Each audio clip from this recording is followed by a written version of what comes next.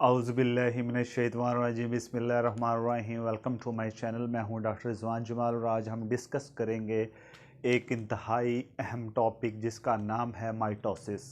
Mitosis जो है ये chapter number 21 second year biology में से है। सेकेंड ईयर बायोलॉजी का ये जो टॉपिक है ये लॉन्ग क्वेश्चन के तौर पे आपने बोर्ड के पॉइंट ऑफ व्यू से तैयार करना है, क्योंकि लास्ट वीडियो के अंदर मैं बता चुका हूं कि पहले ये जो चैप्टर नंबर 21 है ये पुरानी स्कीम के मुताबिक ये शॉर्ट क्वेश्चन में आता था, लेकिन नई स्कीम के मुताबिक 2023 के मुताबिक ये लॉन्ग क्वेश्चन के तौर पे आपने तैयार करना है। तो आज का जो हमारा टॉपिक माइटोसिस है ये बहुत ही अहम टॉपिक है और इसको आपने लॉन्ग क्वेश्चन के तौर पे तैयार कर लेना है। माइटोसिस क्या है, टॉपिक की तरफ आते हैं। माइटोसिस क्या है, इसकी डिफाइन करें तो माइटोसिस एक ऐसी डिवीज़न होती है, एक ऐसी सेल डिवीज़न है जिसमें एक सेल से दो नए सेल बनते हैं। अब जो पुराना सेल है जिससे दो सेल बन रहे हैं उसको हम कहते हैं पेरेंट सेल, और जो नए दो बन रहे हैं इसकी डिवीज़न से इसको हम कहते हैं डॉटर सेल। यानी कि ये ऐसी डिवीज़न है, ऐसी सेल डिवीज़न है जिसमें एक पेरेंट सेल से दो डॉटर सेल बनते हैं, और जो डॉटर सेल होते हैं उनमें नंबर ऑफ क्रोमोसोम उतने ही होते हैं जितने के पेरेंट सेल में मौजूद थे। ठीक है, आप इस तरह से डिफाइन कर सकते हैं, such kind of cell division in which the daughter cells which are formed by the division of the parent cell contain the same number of chromosome as in parent cell. Division है, number of chromosome remain same in daughter cell as in parent cell. जैसा कि मैं पहले भी बता चुका हूं कि डॉटर सेल्स के अंदर पेरेंट सेल जितने ही क्रोमोसोम मौजूद होंगे डिवीजन के बाद भी। और अगर हम बात करें माइटोसिस की तो माइटोसिस प्लांट्स के अंदर भी होती है और एनिमल सेल के अंदर भी होती है। तो मेजर जो स्टेप है माइटोसिस के प्लांट्स के अंदर और एनिमल के अंदर दोनों के अंदर सेम है, सिवाय एक आधे स्टेप के जो आगे जाके हम डिस्कस करेंगे। वो कौन सा स्टेप है जो कि प्लांट और एनिमल की सेल डिवीजन में माइटोसिस में डिफरेंट है। बाकी जितने भी मोस्टली जो फेजेस आती हैं आप कह लें, जितने भी मोस्टली स्टेप हैं मेन, वो सारे के सारे दोनों में क्या हैं, सिमिलर होते हैं। और ये जो माइटोसिस है ये हैप्लॉइड सेल, इसके अलावा डिप्लॉइड सेल दोनों के अंदर ये होती है। Occur both in haploid and diploid cell. ये एमसीक्यूज में आ सकता है, ऊपर वाली डेफिनेशन जो मैंने बताई है ये शॉर्ट क्वेश्चन के तौर पे आ सकती है। अब जो माइटोसिस है इसको हम दो फेजेस में तकसीम करते हैं। दो फेजेस कौन कौन सी हैं, एक का नाम है कैरियोकाइनेसिस और दूसरे का नाम है साइटोकाइनेसिस। कैरियोकाइनेसिस से मुराद है कि न्यूक्लियस का डिवाइड होना, न्यूक्लियस का डिवाइड होना कैरियोकाइनेसिस, और साइटोप्लाज्म या आप कह लें कि होल सेल का डिवाइड होना कहलाता है साइटोकाइनेसिस। ठीक है, अब इसमें थोड़ी सी मैं डायग्राम आपको अगर बना के दिखाऊं तो जिस तरह से हम फर्स्ट ईयर में पढ़ चुके हैं, सेल में पढ़ चुके हैं चैप्टर नंबर 4 में, कि एक जो कह लें कि सेल होता है उसमें बेसिक 3 कंपोनेंट होते हैं, cell membrane, cytoplasm and nucleus. ठीक है, अच्छा अब ये जो कह लें कि कैरियोकाइनेसिस है इसमें क्या होगा, इसमें पहले डिवीजन होगी न्यूक्लियस की। ठीक है, न्यूक्लियस दो हिस्सों में डिवाइड हो जाएगा और उसके बाद पूरा सेल जो है वो दो हिस्सों में डिवाइड हो जाएगा।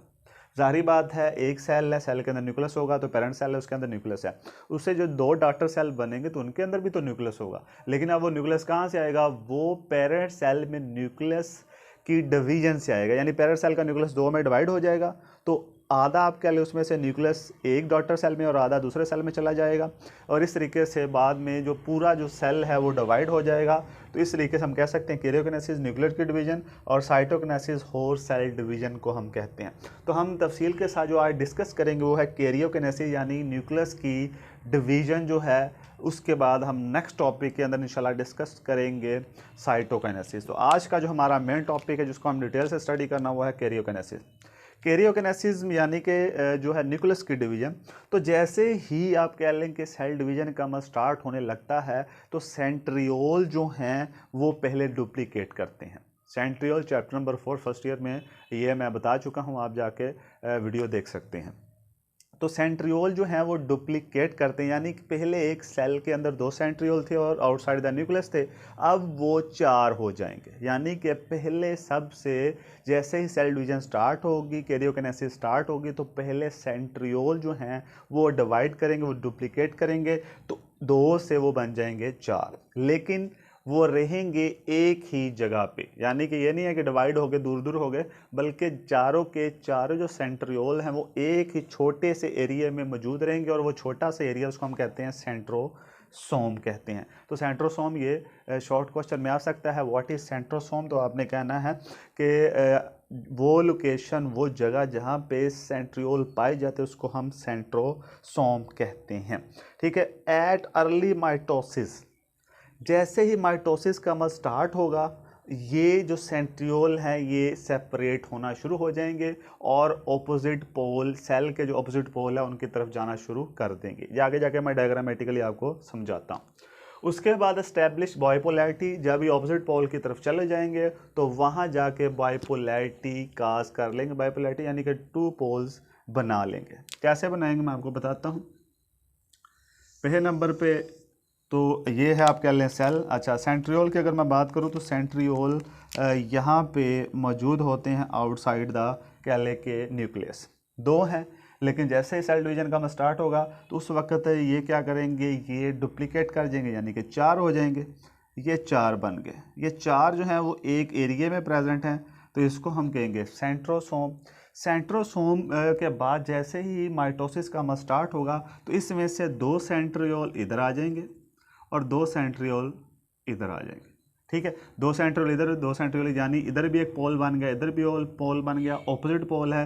तो इस तरीके को हम कहते हैं बाईपोलैरिटी। ठीक है। 2 पोल का बन जाना बाईपोलैरिटी कहलाता है, तो अब बाईपोलैरिटी बन जाएगी। अच्छा, अब ये जो पोल बने हैं इनसे अब 3 सेट ऑफ माइक्रोट्यूब्यूल्स निकलेंगे। 3 सेट ऑफ माइक्रोट्यूब्यूल जब निकलेंगे तो ये जो स्ट्रक्चर बनाएंगे उसको हम कहते हैं माइटोटिक अपरेटस। ठीक है। 3 जो ट्यूब्यूल्स निकलेंगी, 3 set of microtubule originate from centriole, इनसे 3 ट्यूब्स से निकलेंगी सेट के, उस सेट को हम कहते हैं माइटोटिक अपरेटस। ठीक है, माइटोटिक अपरेटस। ठीक। अब ये 3 माइक्रोट्यूब्यूल के सेट कौन कौन से हैं। पहले नंबर पे है ईस्टर माइक्रोट्यूब्यूल। ईस्टर माइक्रोट्यूब्यूल ये जो कि सेंट्रियोल से निकलती है और ये एक नेटवर्क सा बनाती है। इस नेटवर्क को हम कहते हैं ईस्टर। ठीक है, एस्टर इसको हम कहते हैं, तो इसका नाम है एस्टर माइक्रोट्यूब्यूल। यानी कि ऐसी माइक्रोट्यूब्यूल जो सेंट्रियोल से निकलती हैं और सेंट्रियोल के इर्द गिर्द ही एक ट्यूब्यूल्स का नेटवर्क सा बना देती हैं, तो इसको हम कहते हैं ईस्टर।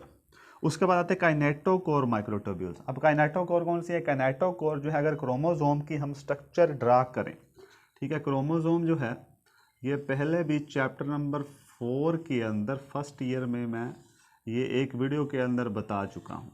ठीक है। क्रोमोजोम का वो हिस्सा जो कि बिल्कुल सेंटर में पाया जाता है जिसको हम कहते हैं सेंट्रोमेयर। तो सेंट्रोमेयर में एक एरिया होता है उसको हम कहते हैं काइनेटोकोर। यानी कि सेंट्रोमेयर जो है वो एक प्रोटीन से बना है, उसको हम कहते हैं काइनेटोकोर प्रोटीन। और ये वो एरिया जहाँ पे अगर आके क्रोमोजोम के ऊपर स्पिंडल फाइबर या माइक्रोट्यूब्यूल्स जो जुड़ेंगी उनको कहेंगे काइनेटोकोर माइक्रोट्यूब्यूल्स। उसके बाद आती है पोलर माइक्रोट्यूब्यूल्स। पोलर माइक्रोट्यूब्यूल्स ऐसी माइक्रोट्यूब्यूल्स हैं, जिस तरह से अगर मैं आपको यहाँ पे ही बना के दिखाऊं, ये थोड़ा सा साफ कर लेते हैं, इसको हम बाइपोलैरिटी कहते हैं। यहाँ पे हम एक क्रोमोजोम बना लेते हैं। ठीक, आगे जाके मैं एक्सप्लेन करता हूँ। यहाँ पे हम एक क्रोमोजोम बना लेते हैं। तो ये जो बना था ये थे एस्टर माइक्रोट्यूब्यूल्स। एस्टर माइक्रोट्यूब्यूल्स के बाद काइनेटोकोर। काइनेटोकोर जो है वो सेंट्रियोल से निकलती हैं और क्रोमोजोम के सेंट्रोमेयर पे जाकर जुड़ जाती हैं। सेंट्रोमेयर का वो हिस्सा जो काइनेटोकोर प्रोटीन से बना हुआ है तो उसके ऊपर जाकर जुड़ती हैं, तो इनको हम कहते हैं काइनेटोकोर, काइनेटोकोर माइक्रोट्यूब्यूल। इनको हम कहते हैं एस्टर माइक्रोट्यूब्यूल।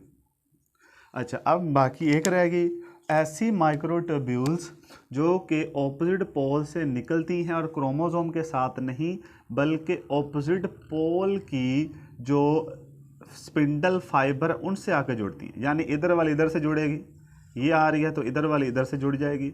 अगर ये आ रही है तो ऑपोजिट पोल से जो स्पिंडल फाइबर आ रही हैं उनसे जुड़ेंगी, क्रोमोसोम के साथ वो नहीं जुड़ेंगी। तो अब ये ईस्टर माइक्रोट्यूब्यूल्स, काइनेटोकोर माइक्रोट्यूब्यूल और ये जो पोलर माइक्रोट्यूब्यूल्स हैं, ये तीनों जो जाल सा बना रही हैं, इसको कहते हैं माइटोटिक अपरेटस। ठीक है, ये मैंने इधर भी बना के दिखाया है। इसमें आप देख सकते हैं यहाँ पे सेंट्रियोल थे, सेंट्रियोल से ये रेड कलर की बनाई है, ये एस्टर माइक्रोट्यूब्यूल्स हैं।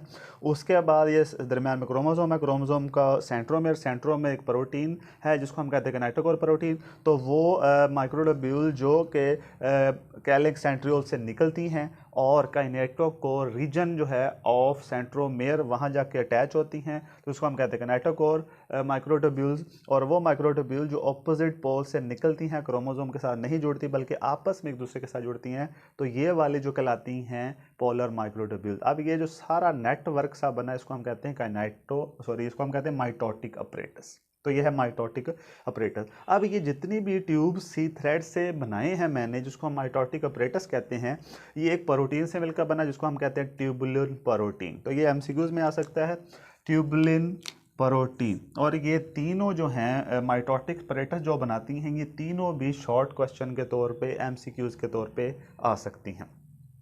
अब माइटोटिक अपरेटस ये बनाती हैं, ये मैंने ऊपर भी बता दिया।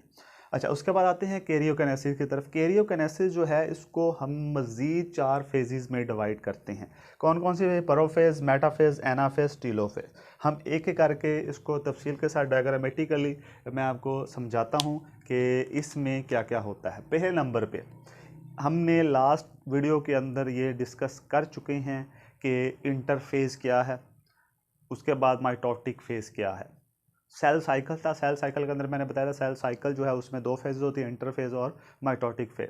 तो पहले हम डिस्कस करेंगे इंटरफेज के बारे में, और ये मैं कर भी चुका हूँ। इंटरफेज जिसको हम कहते हैं मेटाबॉलिक फेज, जिसमें बहुत ज़्यादा मेटाबॉलिज्म होती है, जो कि G1 फेज, S फेज और G2 पे मुश्तमिल होती है। इसमें डिफरेंट वर्किंग होती है, वो मैं आपको बता चुका हूँ। तो जो इंटरफेज है यानी कि ये सेल अब इसने डिवाइड करना है, 2 में तकसीम होना है। तो इस सेल के अंदर ये न्यूक्लियस है, ये आप कह लें पूरा एक सेल है, ये सेल मेम्ब्रेन है। ठीक है, ये वाली है सेल मेम्ब्रेन।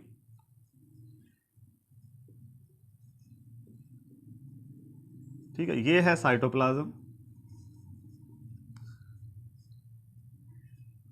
ठीक है, दरमियान वाला न्यूक्लियस है। न्यूक्लियस के अंदर, क्योंकि मैंने बताया था जब सेल डिवाइड नहीं कर रहा होता तो उसके अंदर जेनेटिक मटेरियल जो न्यूक्लियस के अंदर है वो थ्रेड लाइक स्ट्रक्चर में मौजूद होता है, और उस थ्रेड लाइक स्ट्रक्चर को हम कहते हैं क्रोमैटिन मटेरियल।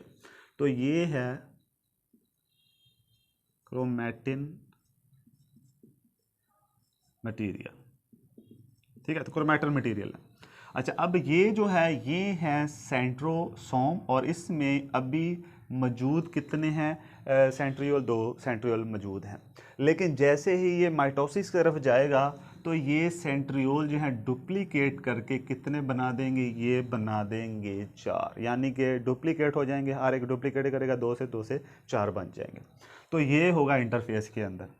अच्छा, अब इंटरफेज के बाद जो फेज़ आती है, जो कैरियोकाइनेसिस की फेज़ है, इसमें पहली फेज़ आती है प्रोफेज।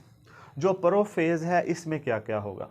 इसमें ये जो सेल है इसमें बहुत सारे चेंजेस आएंगे। पहले नंबर पे क्या होगा कि ये जो अब सेल डिवाइड करने लगा है, पहले सेल डिवाइड नहीं कर रहा था, जेनेटिक मटेरियल जो था क्रोमैटिन मटेरियल की शक्ल में था, लेकिन अब सेल डिवाइड कर रहा है। तो ये जो आप कह लें धागे से हैं, इस तरह से ये धागे से क्रोमैटिन मटेरियल के मौजूद होंगे।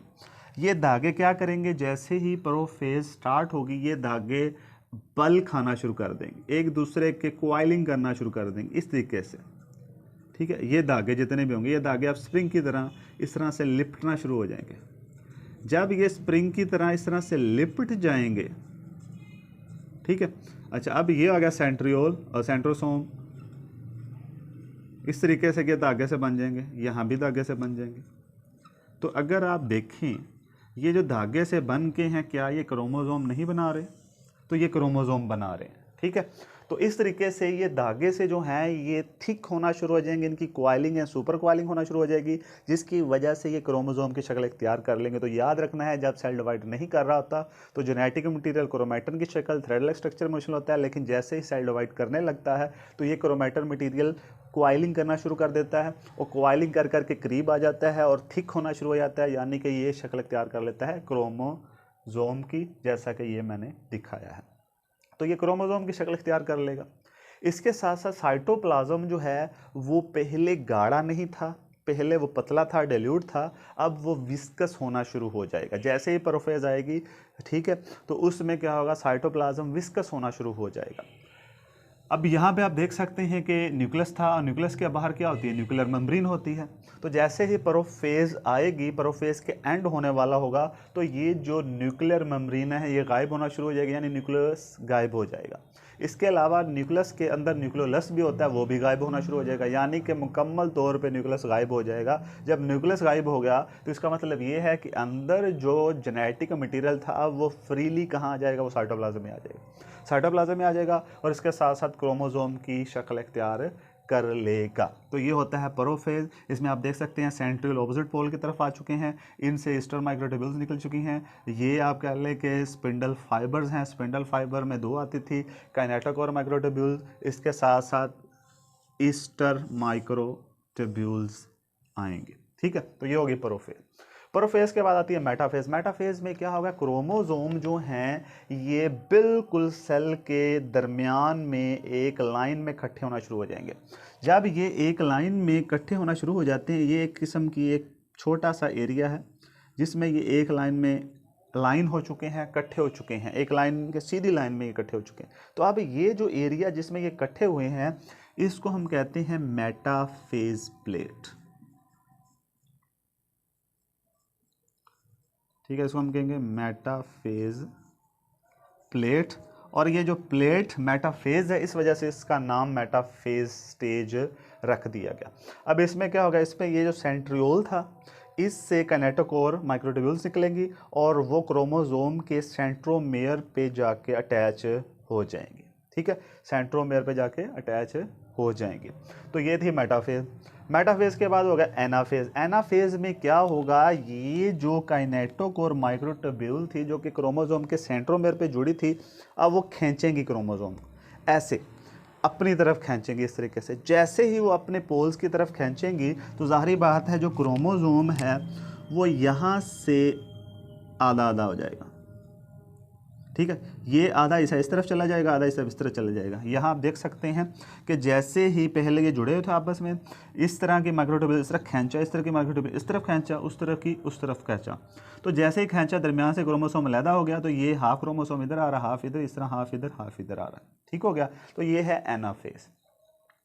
टीलोफेज के बारे में आपने याद रखना है, ये बिल्कुल ऑपोजिट है किसके, प्रोफेज के।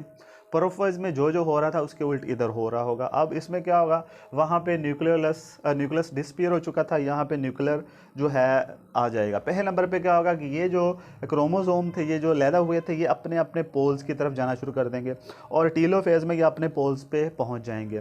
क्रोमोसोम जो हैं वो अपने पोल्स पे जब पहुँच जाएंगे तो वो दोबारा से अनकॉइल होना शुरू हो जाएंगे, यानी कि पहले वो क्रोमोसोम थे, अब वो दोबारा से क्या बन जाएंगे, क्रोमैटिन मटीरियल बन जाएंगे और अपने पोल्स पे पहुंच जाएंगे। जैसे वो अपने पोल्स पे पहुंच के दोबारा से क्रोमैटिन मटीरियल बनेंगे तो उनके गिर्द न्यूक्लियस बनना स्टार्ट हो जाएगा। ज़ाहिर बात है, हाफ इधर आ चुके हैं, हाफ इधर आ चुके हैं, तो दोनों के इर्द गिर्द जो है वो न्यूक्लियर मेम्ब्रेन यानी न्यूक्लियस बनना स्टार्ट हो जाएगा, ठीक है। और इस तरीके से हम कह सकते हैं अब एक सेल में दो न्यूक्लियस हैं, और न्यूक्लियस की मैंने बताया था डिवीजन को हम कैरियोकाइनेसिस कहते हैं। पहले हमारे पास एक न्यूक्लियस था, अब एक सेल में हमारे पास दो न्यूक्लियस हैं, और इसका मतलब ये है कि न्यूक्लियस डिवाइड हो चुका है, और न्यूक्लियस की डिवीजन को हम कैरियोकाइनेसिस कहते हैं। अब जो नेक्स्ट है वो है साइटोकिनेसिस। साइटोकिनेसिस का मतलब है हो सेल डिवीजन। तो ये हम कल डिस्कस करेंगे साइटोकिनेसिस क्या है। तो आज का जो टॉपिक था वो था कैरियोकाइनेसिस के बारे में, माइटोसिस के इंट्रोडक्शन के बारे में। उम्मीद करता हूँ आपको समझ आ गया होगा। इंशाल्लाह नेक्स्ट वीडियो में फिर एक नए टॉपिक के साथ हाजिर होंगे। तो नेक्स्ट वीडियो तक के लिए मुझे इजाज़त दीजिए। अल्लाह हाफिज़।